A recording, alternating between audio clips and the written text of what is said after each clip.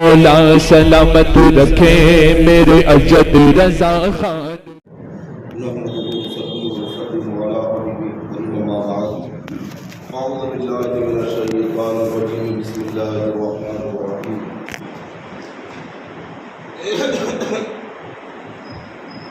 قد جاءكم من الله نور وكتاب مبين صدق الله مولانا العظيم وبلغنا رسوله النبي الكريم ونحن على ذلك لمن الشاهدين والشاكرين والحمد لله رب العالمين.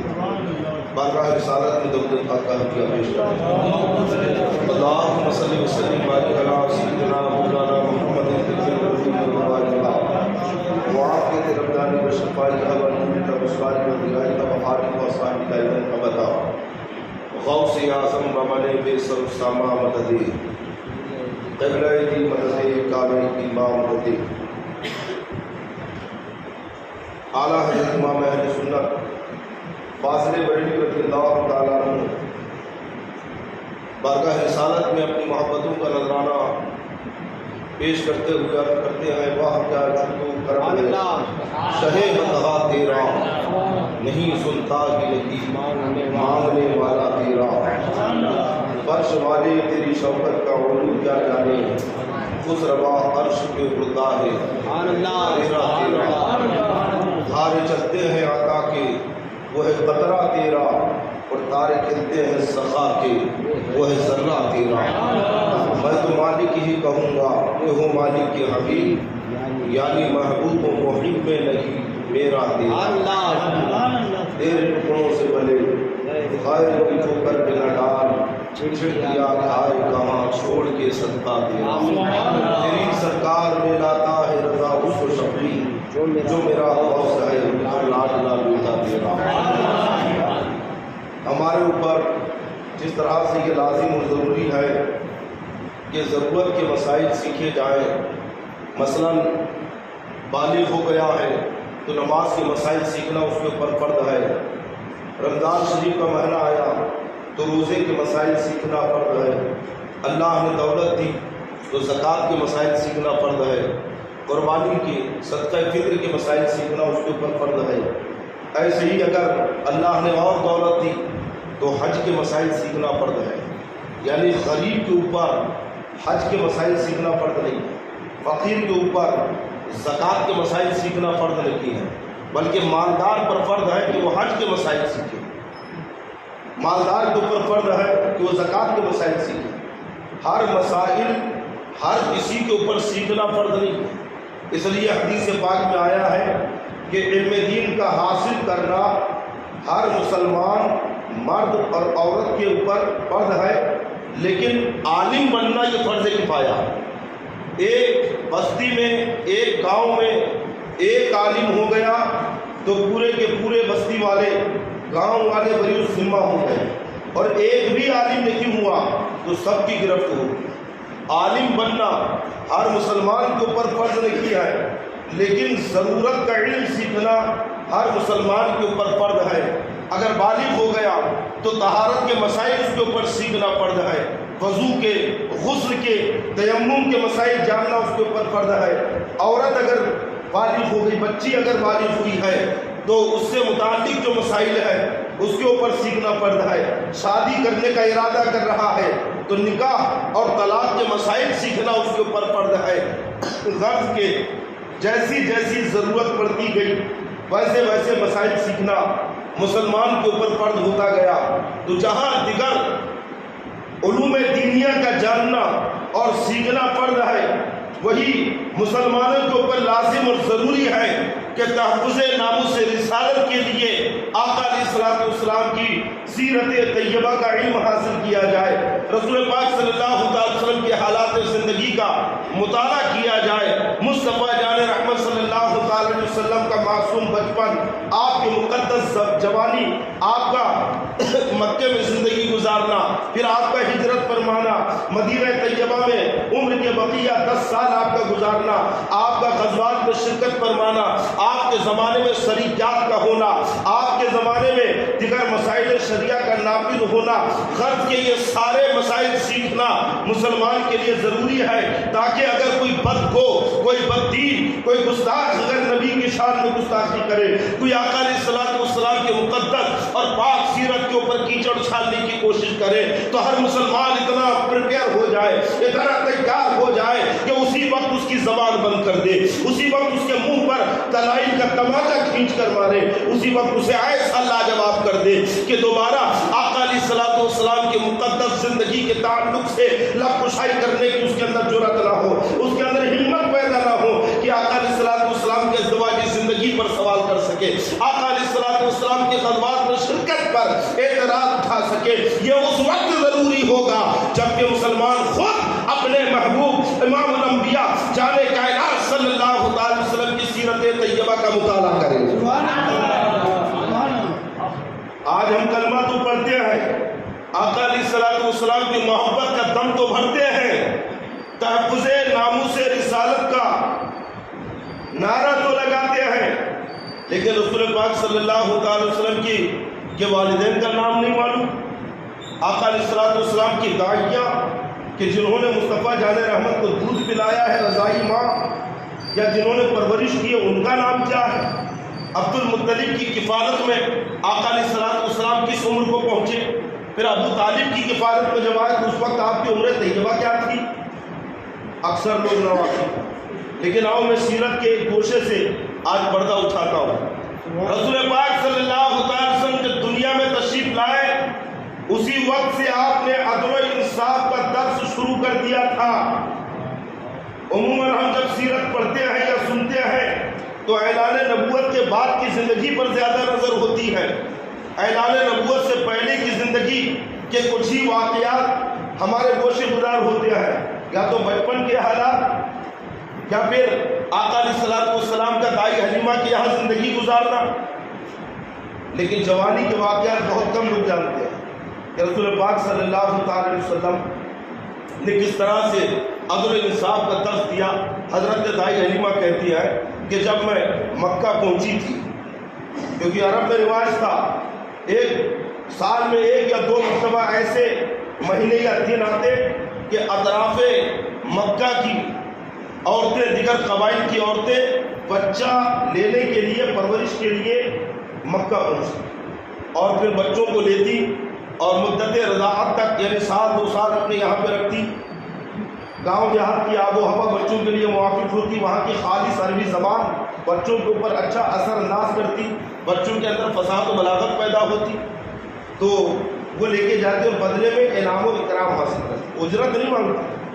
زمانے جہالت میں بھی اہل عرب اتنے غیور تھے کہ بچوں کی پرورش پر اجرت نہیں لیتے تھے، پیمنٹ یا پیسہ نہیں لیتے تھے کہ اتنے پیسے میں اتنے مہینے بچوں کی پرورش کی جائے گی۔ نہیں، عورتیں کہتی تھی کہ ہم اپنے پستان کا دودھ نہیں بیچا کریں گے، بلکہ انعام حاصل کرتی تھی، اور وہ کہتی کہ جو خوشی ہو وہ دے دینا۔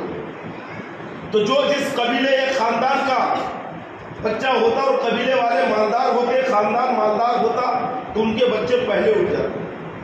دائی حلیمہ کہتی ہے کہ آقا علیہ السلام یتیم تھے، آپ کے والد نہیں تھے، ماں تھی اور بوڑھے دادا تھے، تو کسی دائی نے آپ کو نہیں کہا کہ یہ کیا انعام دیں گے بچوں کی پرورش پر، اس کا تو باپ نہیں ہے، باپ ہوتا تو اچھا انعام دیتا۔ اور میں اس وقت اتنی مفلس تھی کہ پورے بنو سعد میں مجھ سے زیادہ مفلس کوئی نہیں تھا، میرے یہاں کھانے کو بھی کچھ نہیں، میرا بچہ رات میں بھوکا رہتا، ہمارے علاقے میں قحط پڑا ہوا تھا، ہماری اونٹنی کے تھن دودھ سے خشک ہو چکے تھے، دودھ نہیں تھا اس میں، تو میری مفلسی اور ناداری کی وجہ سے مجھے کسی نے اپنا بچہ نہیں دیا۔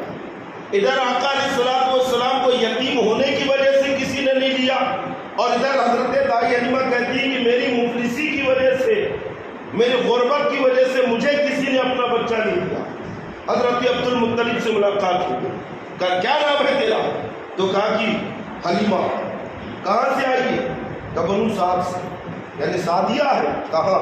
تو آپ کہتے مبارک ہو میرے بچے تو تو ہی لے کے جا، کیونکہ علم بھی اور سعد بھی دونوں ایک ہی جگہ جمع ہو رہے، یعنی تو حلیمہ بھی ہے، علم والی ہے، اور بنو سعد سے ہے یعنی سعادت والی ہے، نیک بخت ہے، تو تو ہی میرے بچے کے لیے موضوع ہے۔ حضرت دائی حلیمہ کہتی ہے کہ میں نے جب آقا علیہ السلام کو دیکھا تو بے اختیار آپ کی پیشانی کو چوم لی اور میں نے سینے سے لگا لیا، کہاں میں لے کے جاؤں؟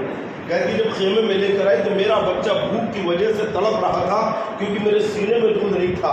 آقا علیہ السلام نے جیسے اپنے لبے مبارک میرے سینے سے مس کیے ہیں تو میرے پستان میں دودھ آ گیا۔ فرماتی ہے کہ آقا علیہ السلام نے جی بھر کے دودھ نوش فرمایا اور داہنی جانب سے پیا، جب میں بائیں جانب منہ لگاتی تو آپ اپنا چہرہ پھیر دیتے۔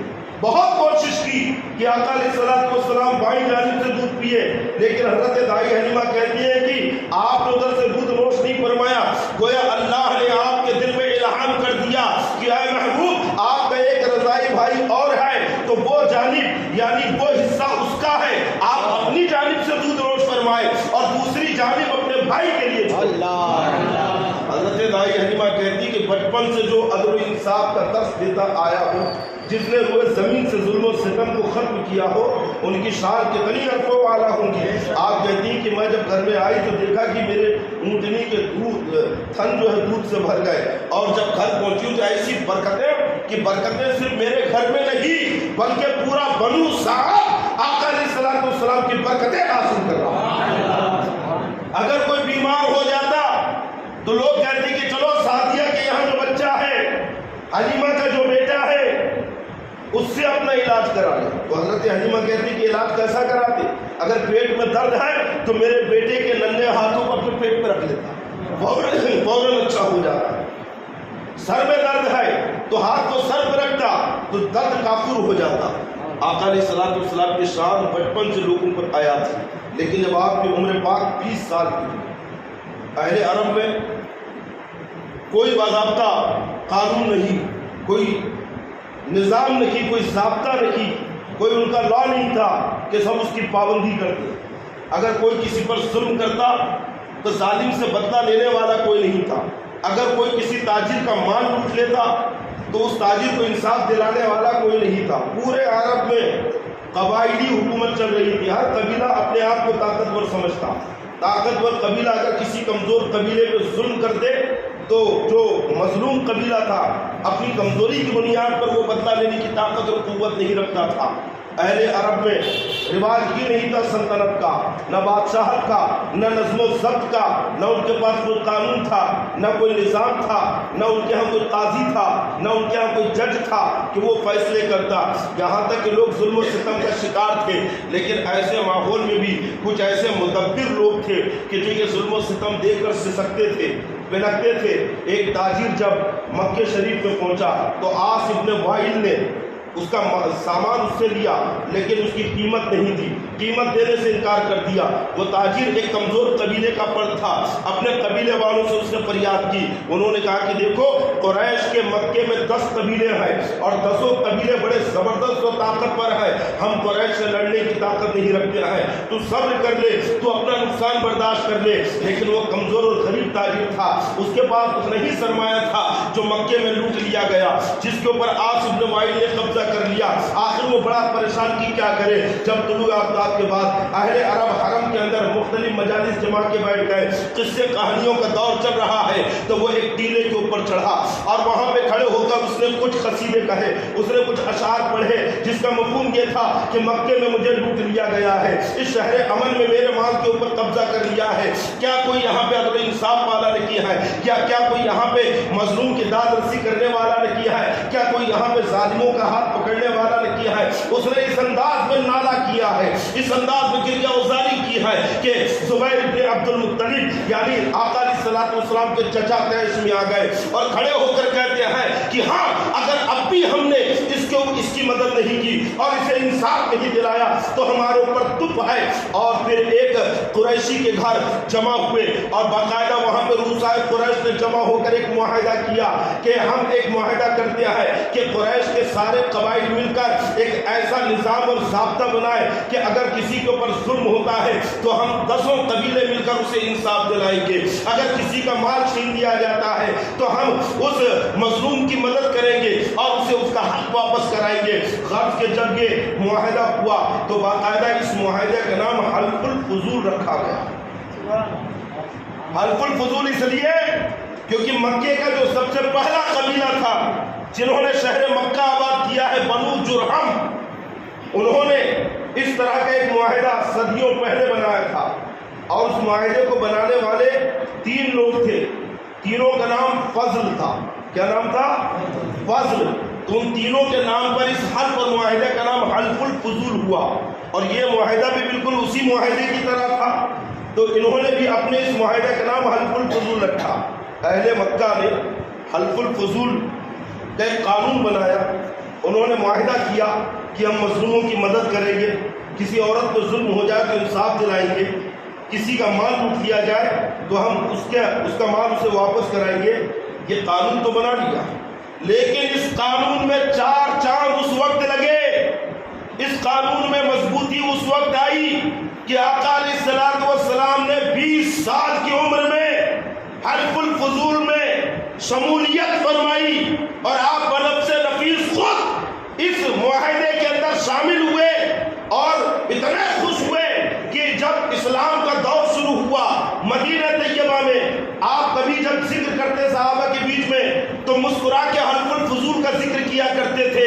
فرماتے ہیں کہ اعلان نبوت سے پہلے اگر سب سے بہترین کوئی چیز تھی میرے نزدیک تو حلف الفضول تھی۔ آج بھی اگر کوئی ایسے معاہدے کی طرف مجھے بلائے تو میں سب سے پہلے لبیک کہتا ہوا بڑھوں، کیونکہ وہاں پہ مظلوموں کو انصاف دلایا جا رہا ہے، ظالموں کی گرفت کی جا رہی ہے۔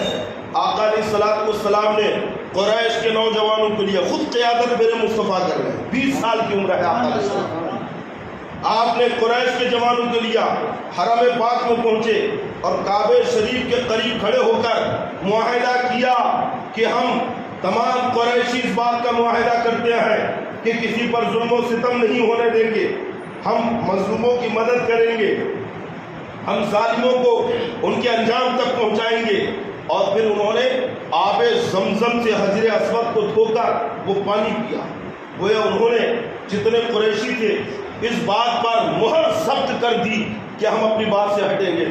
اور پھر آقا علیہ الصلوۃ والسلام نے سب کو لیا اور عاص ابن وائل وہاں پہنچے اس کے گھر پہ، اور جانے کے بعد کہا کہ تو نے جو فلاں تاجر سے مال لیا جس نے ٹیلے پہ چڑھ کر اپنی فریاد کی تھی تو اس کا مال لوٹا۔ اس نے انکار کیا، لیکن جب دیکھا کہ یہاں پہ بڑے بڑے سردار قریش کے گھر کے سامنے جمع ہے اور قریشی نوجوانوں کے ہاتھ میں ننگی تلواریں ہیں تو وہ گھبرا گیا اور اس نے اس تاجر کا مال واپس کیا۔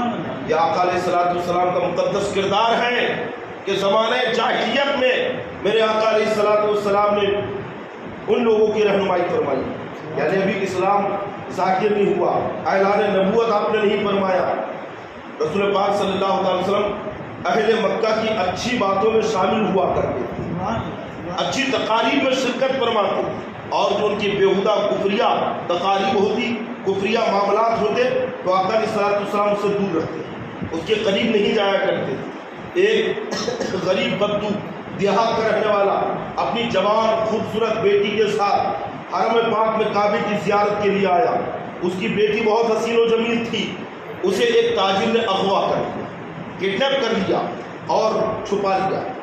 اب اسے کوئی انصاف دلانے والا نہیں۔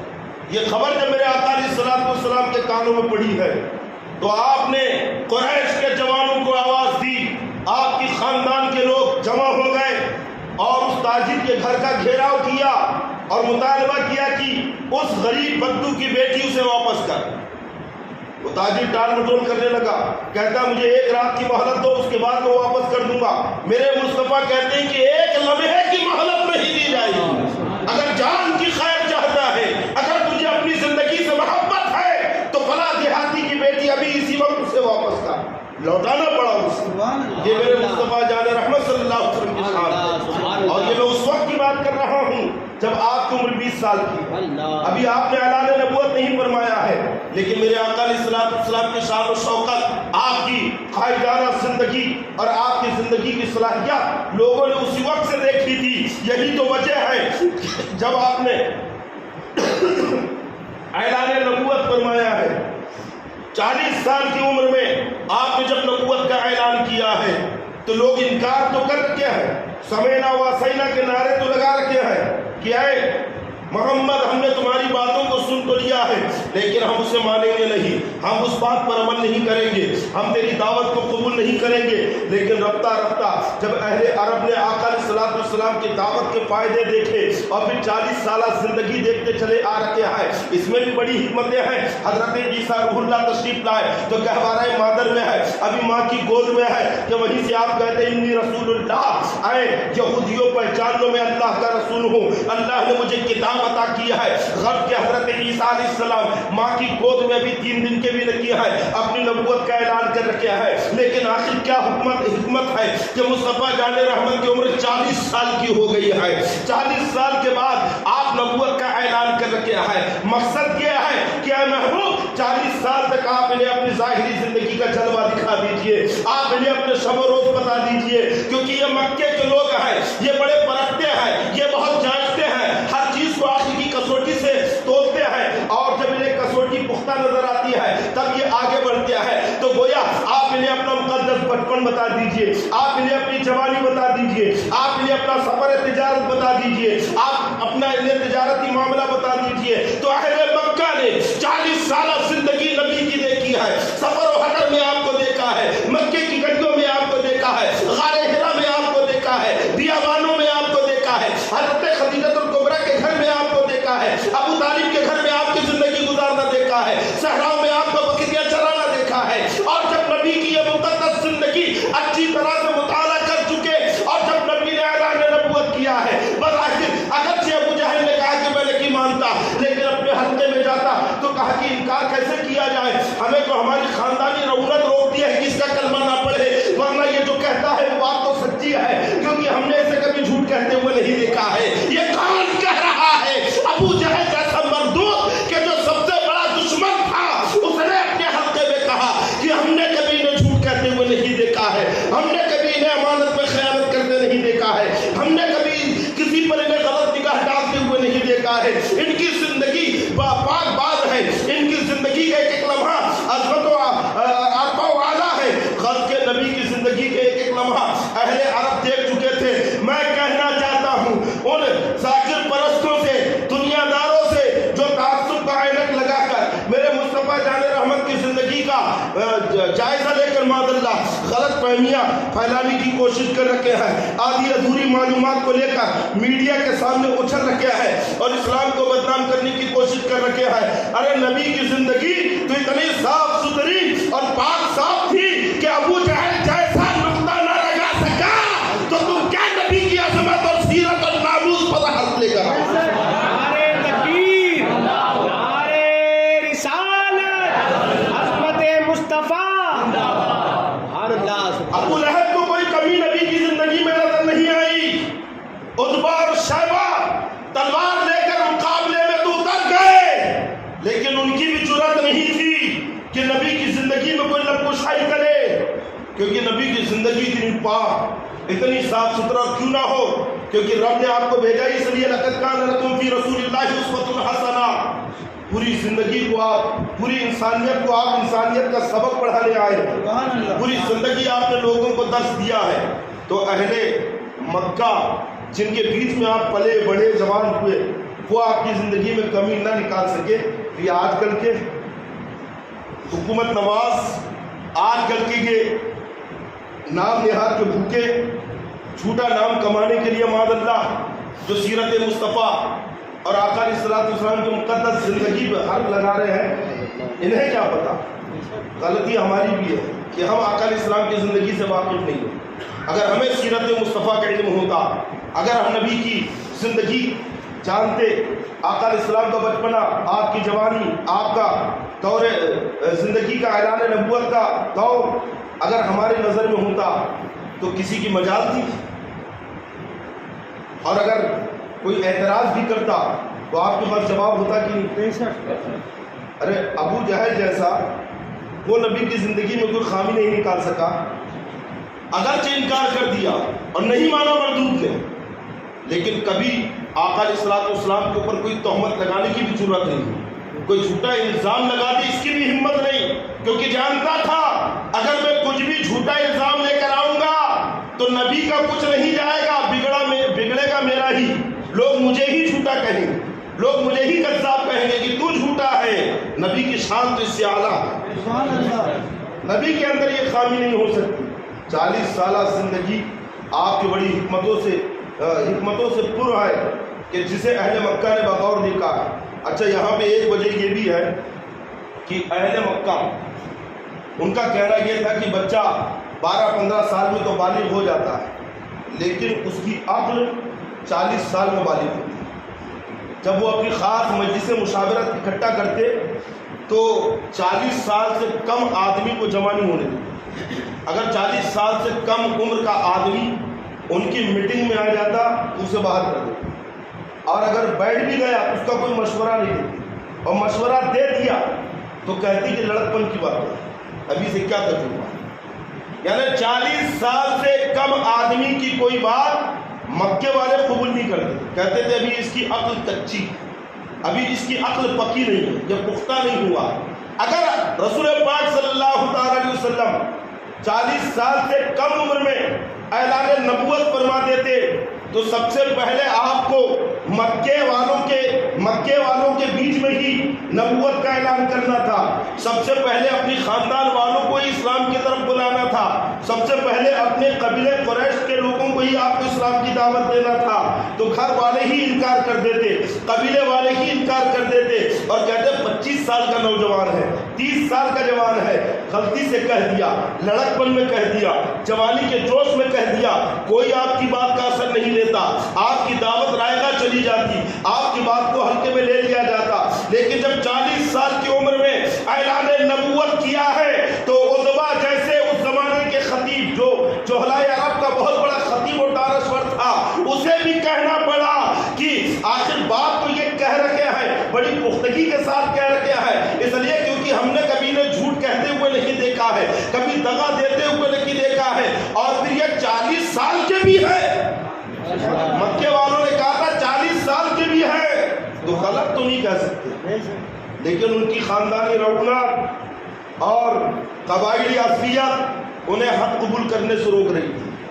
جنہیں اللہ نے توفیق دی وہ دامن اسلام سے وابستہ ہو گئے، جن میں حضرت سیدنا ابو بکر صدیق رضی اللہ تعالیٰ عنہ کی ذات، حضرت سیدہ خدیجہ الکبریٰ رضی اللہ تعالیٰ عنہ، حضرت مولا علی رضی اللہ تعالیٰ عنہ کی ذات ہے، اور پھر حضرت سیدنا صدیق اکبر رضی اللہ تعالیٰ عنہ کی دعوت پر بہت سارے لوگوں نے اسلام قبول کیا۔ حضرت سیدنا عثمان غنی رضی اللہ تعالیٰ عنہ، حضرت سیدنا عبداللہ ابن مسعود رضی اللہ تعالیٰ عنہ، یہ وہ مقدس ہستیاں ہیں کہ جنہیں اسلام کی دعوت خود حضرت سیدنا صدیق اکبر رضی اللہ تعالیٰ عنہ نے دی۔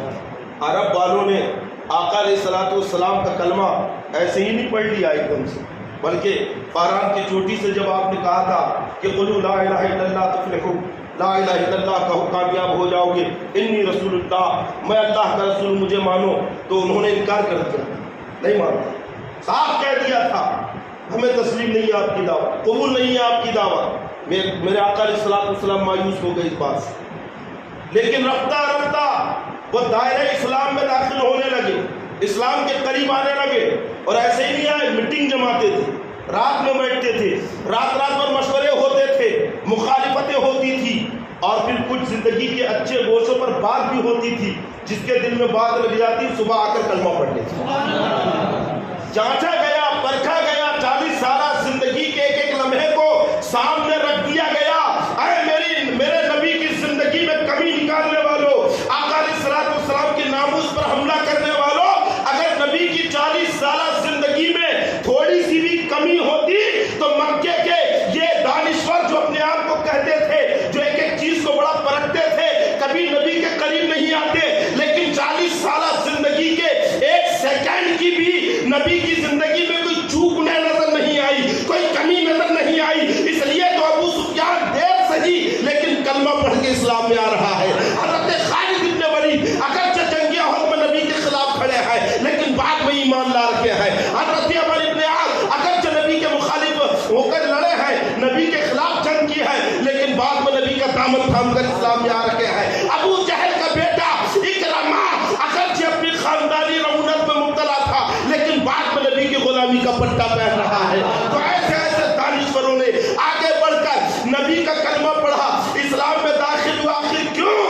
सीरत मुस्तफ़ा से मुतासिर होकर नबी की 40 साल जिंदगी का मुताला करके नबी की 40 साल जिंदगी का जायजा लेकर जो शख्सियत ऐसी पाक हो, जिसकी अजमत इतनी साफ हो, वो कभी झूठा नहीं हो सकता।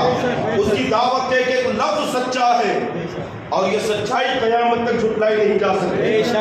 नौजवानों, हमारे लिए भी ज़रूरी है कि हम आका अलैहिस्सलाम की सीरत पढ़ें, सुने, मुताला करें, ताकि दुनिया अगर एतराज़ करने की कोशिश करे तो जवाब हमारी नोखे ज़बान पे होना चाहिए और सामने वाले के चेहरे पर ऐसा सबूत का तमाचा खींच के मारो कि दोबारा कभी फिर वो हिम्मत ना करे कि मीडिया के सामने आकर मादल्ला मेरे आका के अज़दवाजी ज़िंदगी पर, मेरे आका के मुक़द्दस ज़िंदगी पर या मेरे आका के ग़ज़वात की शिरकत पर एतराज़ करने की उसके अंदर जुर्रत है। समझे? तो जहाँ दिगर मसाइल का सीखना फ़र्ज़ है, दिगर उलूम का सीखना हमारे ऊपर फ़र्ज़ है, नमाज का, रोज़े का, हज व ज़कात का, तो सीरत मुस्तफ़ा का जानना भी ज़रूरी है कि नहीं? है ना? अच्छा, कहाँ सीखेंगे ये? आधी तकरीर के बाद तो मस्जिद में आ रहे हैं, तो कब सीखेंगे ये? बहुत सारे लोग आधी तकरीर के बाद आए। अच्छा, देखना भी खुतबे के लिए खड़े होंगे ना तो तब कुछ और लोग आएंगे और कुछ चेहरे तो ऐसे हैं कि जो बिल्कुल बराबर टाइम देख कर आते हैं, वो नज़र में बैठे हैं। तो उलूम सीखने के लिए भी एहतमाम की ज़रूरत है ना। घर में किताब लाए, मुताला करें, समझ में नहीं आता है तो आकर पूछें। हमारे इदारे में, इदारे शरिया में आकर आप वहाँ के जो उलमा है, मुफ्तियान इकराम है, उनसे रब्ता करें, उनसे पूछे, जो भी सवालात आपके जहन में वो सवाल लेकर आप आए, उसका इंशाअल्लाह जवाब दिया जाएगा। और अपने बच्चों को दीन के करीब करें। समझ रहे हैं? जैसे दुनिया के करीब करते हैं ना, कैसा पाबंदी के साथ नहला धुलाकर स्कूल भेजते हैं, कॉन्वेंट भेजते हैं, तैयार करके भेजते हैं कि नहीं? हाँ, अरे हम भी भेजते हैं अपने बेटे को, आप पर ही एतराज़ नहीं है ना, लेकिन इस पर कोई ममानियत नहीं। भेजिए आप। ट्यूशन कैसा भेजते हैं? पाबंदी के साथ। तो मदरसा भी तो भेजिए, मदरसा भी पाबंदी के साथ भेजे। बाप के सामने बच्चे खेल रहे हैं मदरसे के बाहर, अंदर मदरसा लगा, लेकिन बाप को तौफीक नहीं हो रही कि बेटे का कान पकड़ के मदरसा भेजे। जा बेटा, हमने तो नहीं पढ़े, हम तो जाहिल रह गए, कम से कम तू पढ़ ले, ताकि जुमे के दिन कब्र पे आकर 4 फूल पढ़ के फातिहा तो दे देगा। इसकी भी फिक्र नहीं है लोगों को कि मरने के बाद कि वहाँ पे भी ढूंढोगे कुछ किराए का हाफिज़ कि हाफिज़ साहब कब्र पे 40 दिन बाप के कुरान पढ़ दो। आज कल तो ये रेडीमेड ज़माना चल रहा है, किराए के हाफिज़ ढूंढे जा रहे हैं। फ़ोन लगा के, मौलाना साहब मदरसे में आपके हुफ़ाज़ है, किसी के पास कुरान शरीफ पढ़ा हुआ है कि अब्बा की बरसी है? अच्छा, बरसी एक दिन पहले याद आ रहा है कि हाँ बरसी है, कल कुरान होना, तो हाफिज़ साहब ने भी कह दिया हाँ बच्चों ने 10 कुरान शरीफ पढ़ा था, बख्श। कब तक ये रेडीमेड काम पर जीते रहोगे? अरे तुम्हारा बाप है, तुम्हारे लिए सब कुछ किया, इतना पैसा आलीशान मकान तुम्हारे लिए छोड़ा, तो इतना तो कम से कम करो कि अपने बाप को 4 फूल पढ़ के बख्श दो, ताकि वो भी खुश हो जाए कि मेरे बेटे ने मेरे लिए कुरान पढ़ा, मेरे बेटे ने मेरे लिए ये नेक काम किया। समझ रहे हैं? तो हम तो जाहिल रह गए, किया नहीं कुछ। अभी भी वक्त है, पढ़ सकते हैं आप आकर। हमारे मदरसे के अंदर एहतमाम है, मगरिब के बाद आप जाके, हमारे कारी साहब बैठे हैं यहाँ पे, तजवीज़ के साथ वो कुरान शरीफ पढ़ाते हैं, वहाँ पढ़ लो। और नहीं तो कम से कम बच्चों को भेजो, ताकि तुम कब्र में तड़पते तरसते ना रहो कि कोई कुल पढ़ के बख्शने वाला नहीं, कोई सूरह यासीन आकर हमारे लिए इशारे सवाब करने वाला नहीं। वरना याद रखो, यहाँ पे भी तड़पते रहोगे, कब्र में भी तड़पते रहोगे। और अगर इल्म सिखा दिया बच्चों को, और बच्चे अगर आपके पढ़ लिए, तो इधर बच्चे जो भी नेक काम करेंगे, कब्र में माँ बाप को फायदा पहुंचे। समझ रहे हैं? आका अलैहिस्सलाम ने फरमाया ना कि मेरे लिए वो चीज़ें जारी रखी गई जो दिगर उम्मत में नहीं थी, सदका जारिया, ये मेरे लिए खास है, यानी मेरी उम्मत के लिए अल्लाह ने सदका जारिया रखा है। और नेक औलाद, माँ बाप के लिए सबसे बेहतरीन सरमाया नेक औलाद है। अगर औलाद नेक रही तो माँ बाप को कब्र के अंदर भी फायदा मिलता। औलाद कोई भी नेक काम जमीन पे करेगी, उसका फायदा माँ बाप को कब्र में मिलता रहेगा। इसलिए पाबंदी के साथ अपने बच्चों को असर के बाद मदरसा लगता भेजें। 4 बच्चे 5 बच्चे ऐसे बच्चे नजर आते ही नहीं, खेलते रहते, घूमते रहते हैं। अल्लाह ताला हम सबको